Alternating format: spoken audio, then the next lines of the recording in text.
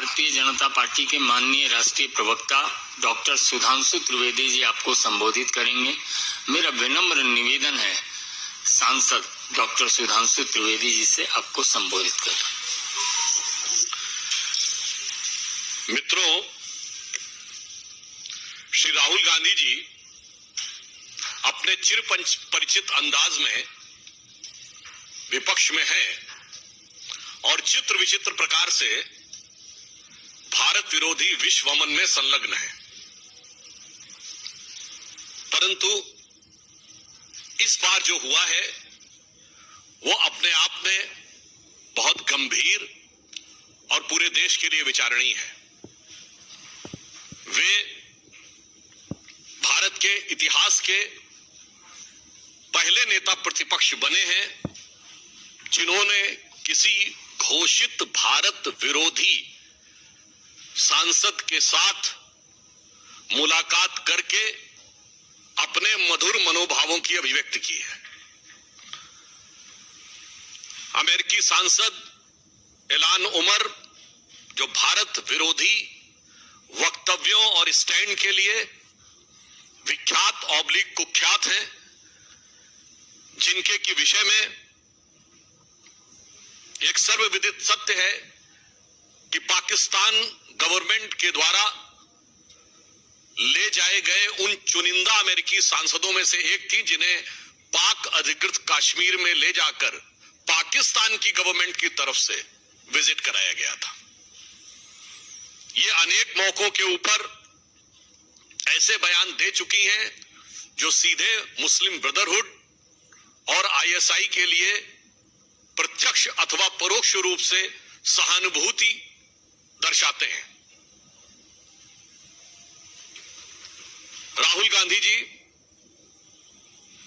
भारत के इतिहास के पहले नेता प्रतिपक्ष बन चुके हैं जिनका नाम एक समय पर पाकिस्तान ने संयुक्त राष्ट्र संघ में भारत विरोधी अपने वक्तव्य में प्रयोग किया था, और आज अपने उनके भारत विरोधी मित्रों की श्रृंखला में एक और उपलब्धि राहुल गांधी को प्राप्त हुई है। He has further added another feather to his cap of anti-India friends, जब पन्नू ने उनकी तारीफ की है, यानी पाकिस्तान से लेके पन्नू तक की और इल्हान उमर तक उनकी तारीफों में जो पुल गढ़े जा रहे हैं उसमें एक नया नाम और भी है।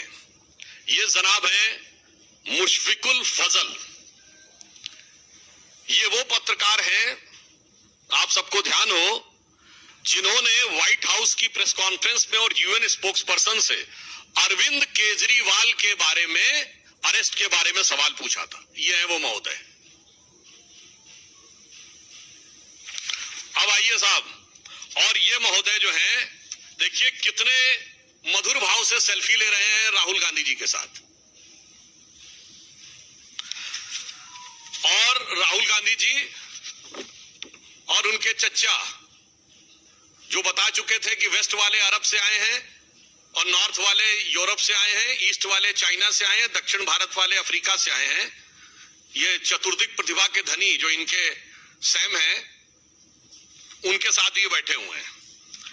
अब ये इल्हान उमर के साथ मुस्कुराहट बिखेरती हुई और हर भारतवासी को दिल को चीरती हुई ये तस्वीर है। इस विजिट में उन्होंने कुछ ऐसे शब्दों का प्रयोग किया है जिस पे मैं पूरे देश का ध्यान आकर्षित करना चाहूंगा। ये वर्ड्स उनकी डिफरेंट स्पीचेस में आए हैं। I don't want to live in India. I doesn't value skilled people. I doesn't have the freedom of faith. Indians, as in India, there are hateful peoples. Indians doesn't allow the different languages. Indian identity is not acceptable. Indian society is casteist. Indians, social media influencers are for UC only. और separatist और जो कश्मीर में terror के perpetrator थे उनका समर्थन है। अब यहां पर मैं एक बात थोड़े दुख के साथ कहना चाहूंगा। मित्रों, आज 11 सितंबर है। 11 सितंबर का दिन दो चीजों के कारण विश्व और भारत के इतिहास में अविस्मरणीय है। एक बहुत दुखद याद जुड़ी हुई है 11 सितंबर से 9/11, और इस समय संयोग से राहुल गांधी अमेरिका की धरती पे है। मैं पूरे भारतवासियों को याद दिलाना चाहता हूं कि 9/11 के जो प्राइम एक्यूज थे खालिद शेख मोहम्मद और मोहम्मद अट्टा, कोई पॉलिटिकल पार्टी दिखाइएगा जिसने उनके पक्ष में सहानुभूति का बयान जारी किया हो। कोई टीवी चैनल दिखाइएगा जिसने 9/11 के बाद इन लोगों के पक्ष में सहानुभूति दिखाई हो। कोई पॉलिटिकल पार्टी बताइएगा जो अमेरिका के इतिहास का सबसे बड़ा सिक्योरिटी लैप्स, जो अमेरिका के इतिहास का सबसे बड़ा इंटेलिजेंस फेल्योर, जिसने उस सरकार के ऊपर उंगली उठाई हो कि इंटेलिजेंस फेल्योर था और सिक्योरिटी लैप्स था। ना, बल्कि पूरे अमेरिका ने और उनकी सारी पॉलिटिकल पार्टी ने फर्म रिजॉल्व किया। जॉर्ज बुश जो रिपब्लिकन थे, उन्होंने कहा कि हम ओसामा बिन लादेन को मारेंगे, और बराक हुसैन ओबामा जो कि डेमोक्रेट थे, उस काम को अंजाम दिया।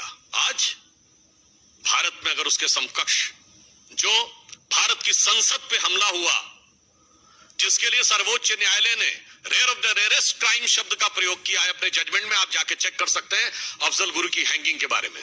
7 साल उसकी हैंगिंग रुकी रही, और आज भी जम्मू कश्मीर चुनाव में कांग्रेस के मुख्य सहयोगी दल कहते हैं कि अफजल गुरु की हैंगिंग गलत थी, और ये राहुल गांधी अफजल की पहली बरसी पर, लोग शायद भूल गए होंगे वो जेएनयू में जो नारे लगे थे ना, भारत तेरे टुकड़े होंगे इंशाल्लाह, और ये अफजल हम शर्मिंदा है, तेरे कातिल जिंदा, वो था क्या? वो 2015 में अफजल की हैंगिंग की पहली बरसी थी, और जिसका ये लोग नैतिक समर्थन कर रहे थे। सोचिए ये 11 सितंबर हमें क्या याद दिलाता है? देश को लेकर एक ऐसी सोच। आप बताइए किसी भी अमेरिका के नेता ने बाहर जाकर कोई ऐसा विरोध किया हो? दूसरा, याद करते हुए दिल भर आता है, आज 11 सितंबर वो दिन है जिस दिन 11 सितंबर 1893 को स्वामी विवेकानंद ने शिकागो में पार्लियामेंट ऑफ रिलीजन में अपना ऐतिहासिक अविस्मरणीय वक्तव्य दिया था। दुख, 29 साल के उस युवा सन्यासी ने भारत की वो प्रतिष्ठा बढ़ाई थी कि शिकागो हेराल्ड ट्रिब्यून ने यह लिखा था कि इस युवा सन्यासी के पास लगता है ज्ञान का वो समुद्र है जिसकी एक बूंद भी हमारे सारे विद्वानों के पास मिला के नहीं है। और एक 54 साल का युवा आज जाकर भारत और भारतीय संस्कृति को लांछित करने, अपमानित करने की कोई रास्ता नहीं छोड़ता। मैं पूछना चाहता हूं, राहुल गांधी ने आज तक क्या कभी जाकर वहां शिकागो में गए हैं विवेकानंद के उस हॉल में? आज 11 सितंबर है, अगर इस प्रेस को सुनने के बाद भी वो विवेकानंद जी की उस चीज के स्मरण में एक वक्तव्य जारी कर दे, तो मैं इसको बहुत बड़ी उनकी उदारता मान लूंगा, क्योंकि ये बहुत साफ है। आपको भाजपा से नफरत हो सकती है, प्रधानमंत्री श्री नरेंद्र मोदी से आपके मन में ग्लानि, हिकारत, इंफीरियरिटी कॉम्प्लेक्स हो सकती है। भारतीय संस्कृति के प्रति अपशब्दों का आप प्रयोग क्यों करते हैं? चलिए, आपने भारतीय संस्कृति के बारे में, भारतीय समाज के बारे में कभी 4 अच्छे शब्द बोले हो, 4 अच्छे वाक्य? आप सारे लोग हैं, मैं आपसे पूछना चाहता हूं, बताइए। आप ऐलान उम्र से मिलते हैं, मैं पूछना चाहता हूं, भारत के समर्थक कितने सांसदों से आप मिले? एक अमेरिकी सांसद, आप लोगों को शायद ना पता हो तो मैं बता देना चाहता हूं, बेंजामिन गिलमैन, उसको पद्म भूषण मिला था। भारत के डाई हार्ड सपोर्टर थे। He died in 2016। I was nobody, I met Benjamin Gilman in July 2000, August 2000, year 2000। पूछे मिले थे कब? भारत के पक्ष लेने वाले आज से 20-25 साल पहले से आपकी सरकारें थी। Gary Ackerman, Edward Royce, Frank Pallone, Joseph Crowley, कभी मिले हो इनसे? ऐलान उम्र ही मिलते हैं। कभी तुलसी के बाढ़ से मिले? नहीं। इसलिए आज हम बहुत गंभीरता के साथ और बहुत दुख के साथ कहना चाहते हैं कि जो बात सैम पित्रोदा जी ने कही है, पहले तो मैं एक चीज कोट भी कर देना चाहता हूं, क्योंकि आज उन्होंने, सैम पित्रोदा जी ने कहा ना कि राहुल गांधी जी अब वो बहुत समझदार हो गए हैं और बहुत वो, क्योंकि वो इस समय अमेरिका की धरती पे हैं। तो पूर्व अमेरिकी राष्ट्रपति बैरक ओबामा ने अपनी किताब द प्रॉमिस लैंड में 2010 में भारत आए थे और राहुल गांधी जी से मुलाकात के आधार पर राहुल गांधी जी के व्यक्तित्व पर एक टिप्पणी की थी, जो मैं कोट कर रहा हूं। Rahul Gandhi has a nervous uninformed quality about him, as if he were a student who has done the course work. He is eager to impress the teacher, but deep down lacked either the aptitude or the passion of the subject. The Promised Land, written by Barack Obama, page number 601. इसके लिए जानते क्या कहा जाता है? आप लोगों में से जिन लोगों ने इंग्लिश लिटरेचर पढ़ा होगा या यूरोपियन हिस्ट्री पढ़ी होगी, तो उसमें एक फ्रेज है, एक किंग जेम्स फर्स्ट होता था, जिसके सारे दरबारी उसको बहुत बुद्धिमान मानते थे और बाहर वाले समझते थे हमेशा कुछ न कुछ वो जरूर करता है। तो इसको शब्दशः ना लिया जाए। एक कहावत थी कि King James the First was the wisest fool in Christendom. So in my opinion the same thing applies to Rahul Gandhi for Congressdom. अब यहां मैं कहना चाहूंगा कि जो बात अंकल सैम ने कही है, मैं उनकी बात से सहमत हूं। जो उनको संज्ञा दी जाती थी, अब वो नहीं है। अब वो बचकानी हरकतें नहीं कर रहे हैं, अब वो खतरनाक और शैतानी हरकतें कर रहे हैं। अब वो हर उस ताकत के साथ हैं जो भारत को कमजोर देखना चाहती है, भारत को झुका हुआ देखना चाहती है। और मैं कहना चाहूंगा, एक तरफ हमारे प्रधानमंत्री श्री नरेंद्र मोदी जी के नेतृत्व में भारत गर्व, विकास और सांस्कृतिक स्वाभिमान के साथ ऊपर उठ रहा है। दूसरी तरफ वो लोग हैं जो पूर्व में जाकर, मैं आप लोगों के विवेक पे छोड़ता हूं, वो कहते थे कि डिफेंडर्स ऑफ डेमोक्रेसी अमेरिका और इंग्लैंड चुप क्यों हैं। बस राहुल गांधी का एक वक्तव्य कोट करता हूं पॉलिटिकली, जो उन्होंने मार्च 2023 में इंग्लैंड में बोला था। जब उनसे पूछा गया था मुस्लिम लीग से आपका गठबंधन है, Muslim League is absolutely secular, I am having no problem about it, and BJP is communal. तो मुझे लगता है हर चीज का आदर्श विदेशों में ढूंढने वाले लोग, हमेशा विदेश से ही अपनी प्रेरणा लेने वाले लोग, आज विदेश में ही जाकर भारत के विरुद्ध दुष्प्रचार कर रहे हैं। यह दुखद है, निंदनीय है, भर्त्सना योग्य है। और उन्हें यदि लगता है कि विदेश में के पास कोई ताकत है, तो मैं कहना चाहूंगा वो दिन गए जब विदेश भारत को प्रभावित कर लिया करता था।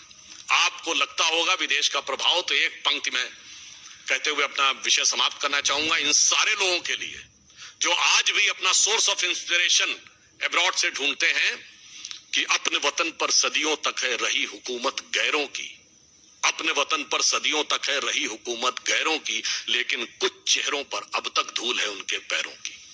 धन्यवाद। मोहित Bhatt.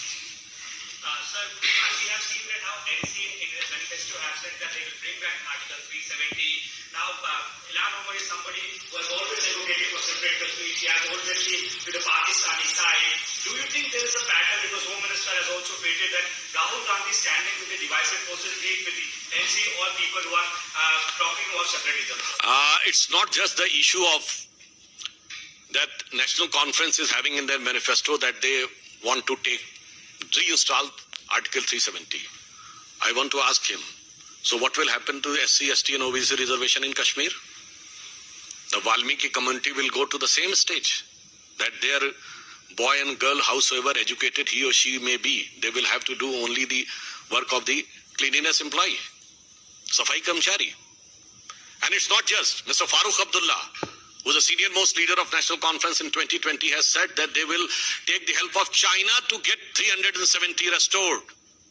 Mr. Farooq Abdullah in 2016 has said that he wants pre-1953 status, in which there was a separate constitution, separate flag and separate prime minister, Sadr-e-Riyasat.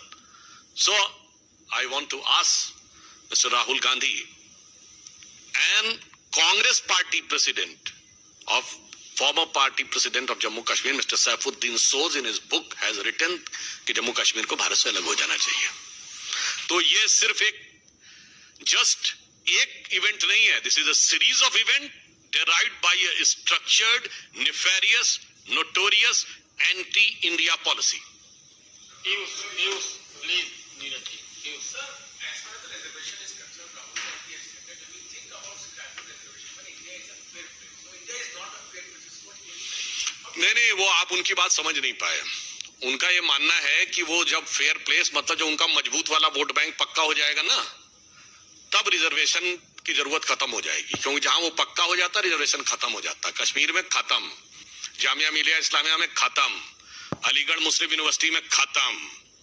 तो समझ रहे हैं ना, वो पक्का वाला मजबूत वाला वोट बैंक जो है वो जब हो जाएगा तो उसके हिसाब से then it will be a fair place in which everything will be in one colour, then everything will be fair. और ये मैं ये भी कहना चाहता हूं आप सबके सुलभ संज्ञान के लिए, बाबा साहब अम्बेडकर ने जब रिजर्वेशन की, शेड्यूल कास्ट रिजर्वेशन की अधिसूचना जारी की है 10 अगस्त 1950, the notification of the central government, anybody can go and check, उसमें क्लियर कट लिखा है 3rd पैरा के पॉइंट नंबर 2 में कि जो हिंदू रिलीजन में को नहीं मानते हैं वो शेड्यूल कास्ट नहीं माने जाएंगे, कभी शेड्यूल कास्ट में नहीं लाए जाएंगे। सच्चर कमेटी की रिकमेंडेशन में आपने 2013 में मुस्लिम्स को शेड्यूल कास्ट में लाने के लिए बैक डोर से एंट्री करने की कोशिश की थी और उसकी रिकमेंडेशन में ये लिखा हुआ है, और जहां जहां मौका पाया है आपने निपटा दिया है।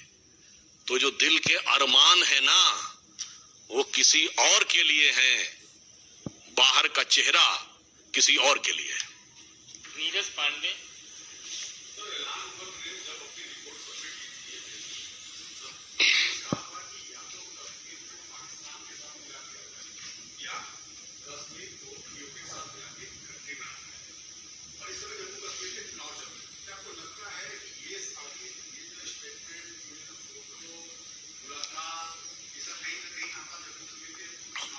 देखिए, आप कभी ये सोचिए कि इल्हान उमर या कोई भी अमेरिकी सांसद इस ढंग की बात ही क्यों कर पाता है, क्योंकि ये गलती तो उसी समय हो गई थी जब जवाहरलाल नेहरू ने इस विषय को यूनाइटेड नेशंस में ले गए थे, और आज उन्हीं के खानदान के चश्म चिराग बैठकर उन लोगों के साथ बैठे हैं।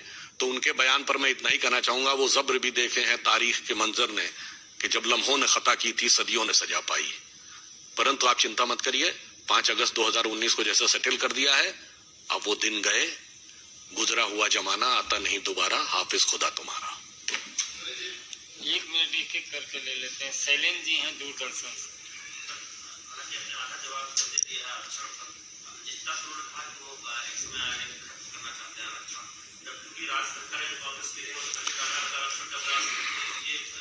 नहीं, वो बता नहीं पाए। 1961 में ही उनके दिल की आरजू थी कि आरक्षण खत्म कर दिया जाए। जवाहरलाल नेहरू की चीफ मिनिस्टर्स को लिखी हुई चिट्ठी है कि वो आरक्षण के खिलाफ है, पर्टिकुलरली सर्विसेज, ये लिखा हुआ है। तो ये उनका खानदानी तवक्को है। TV9 आमोद राय। राहुल गांधी ने प्रेस कॉन्फ्रेंस में एक और बात कही कि उन्होंने कहा कि बांग्लादेश को उसके हाल पे छोड़ देना चाहिए, हमारा पड़ोसी देश है और उसको पूरा हक है कि वो कैसे रहना चाहता है। जब उससे ये पूछा गया कि इसे संविधान को हटाना चाहिए। देखिए, बांग्लादेश पर आप राहुल गांधी का ट्वीट देखिए जाके, तो कहते हैं I extend my good wishes to Mohammad Yunus and normal situation जल्दी बहाल होनी चाहिए, बस। ठीक है, ना कहीं अत्याचार का बात है, ना कहीं हिंसा हो रही है, कोई ऐसा वर्ड नहीं है। और हमास पे जाके ट्वीट देखिए, ह्यूमैनिटी की किलिंग हो रही है, हजारों बेगुनाहों को मारा जा रहा है और इन सारी चीजों को खत्म होना चाहिए। ये क्या बात है भाई? और मैं एक चीज और कहना चाहता हूं कांग्रेस वालों से, अच्छी तरह बांग्लादेश की घटना से याद करिए। बांग्लादेश में आज जो हुआ है, बांग्लादेश नेशनलिस्ट पार्टी थी BNP, इसने 2001 में जमाते इस्लामी को रिकॉग्निशन दी थी और अपनी सरकार में एक मंत्री पद दिया था। पॉलिटिकल लेजिटिमेसी जमाते इस्लामी को बांग्लादेश नेशनल पार्टी BNP ने 2001 में दी। आज कहां है BNP? सिर्फ जमात है या फौज है? तो यहां भी जो ये ख्वाब संजो रहे हैं ना कट्टरपंथियों के साथ गलबाही करने के, राहुल गांधी जी और इंडी गठबंधन के सहयोगी, उनसे कहना चाहूंगा याद रखो, लगेगी आग तो आएंगे घर सभी इज्जत में। यहाँ पे सिर्फ हमारा मकान थोड़ी है। रविकांत राय, TV टाइम्स नवादा।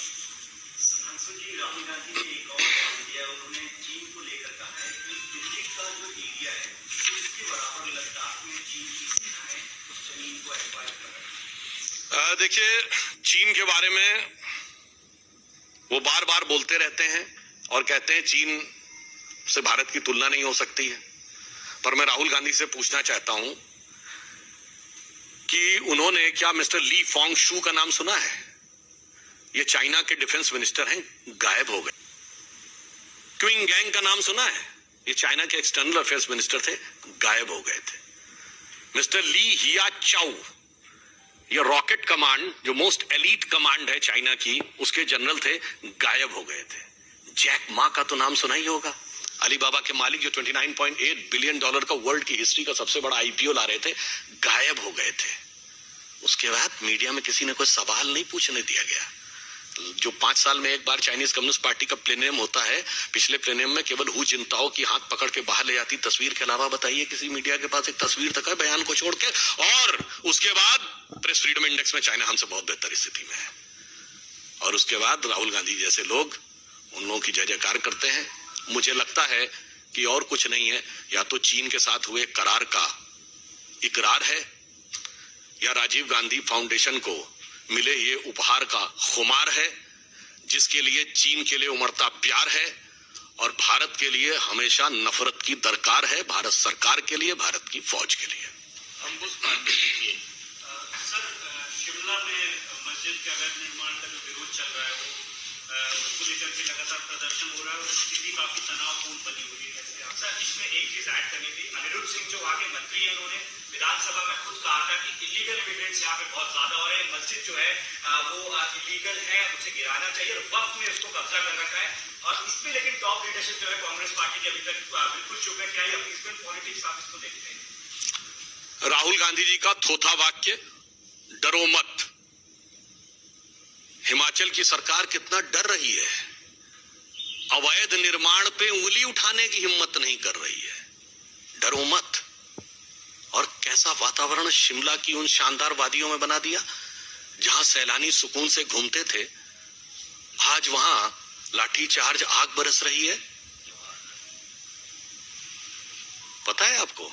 अरे शिमला की वो शानदार वादियां कभी जवाहरलाल नेहरू, लॉर्ड माउंटबेटन की फैमिली के साथ जहां गर्मी की छुट्टियां मनाया करते थे, आराम से सैर किया करते थे, वहां आज जाके इस ढंग का बवाल हो गया। फिर भी कह रहे हैं डरो मत। कहां से कहां आपने हिमाचल को पहुंचा दिया। अरुण दाता प्लीज रुक। हाँ सर।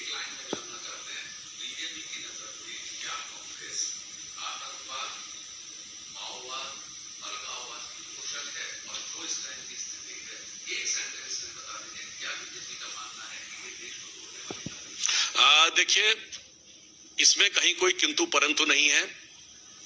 जो लोग याकूब मेनन के नमाजे जनाजा में जाते हों, बुरहान वानी के नमाजे जनाजा में जाते हों, अफजल गुरु के लिए आंसू बहाते हों, उनमें से किसी को आपने डॉक्टर एपीजे अबुल कलाम के नमाजे जनाजा में नहीं देखा होगा और कलाम मेमोरियल पे नहीं देखा होगा।